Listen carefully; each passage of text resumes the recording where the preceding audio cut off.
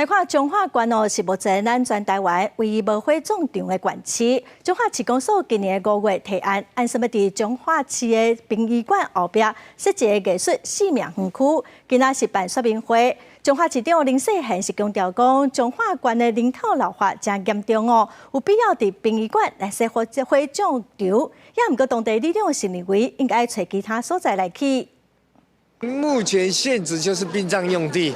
而且有5公顷多，目前仅用了1.3公顷，而且过去早年这里本来就有火化场，所以我们只是把现场的整个环境做优化的改善。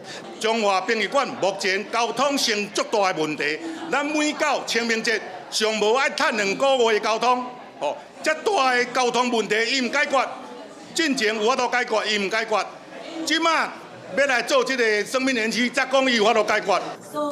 现场有人支持，嘛有人反对哦。在地联合里长王信和是表示，市公所伫今年5月伫代表会要求已经提案，也毋过今仔又搁把这个案提出来。伊正烦恼讲，若是伫当地来设火葬场，有可能会去影响到交通，对生活品质嘛影响哦。应该去伫别个所在。也毋过哦，支持的里长甲公所是表示讲，殡仪馆的后壁已经是殡葬用地。 未来哦，民众会当唔免去其他的县市，所以至少有必要，卖取得全部市民的同意，才过来起。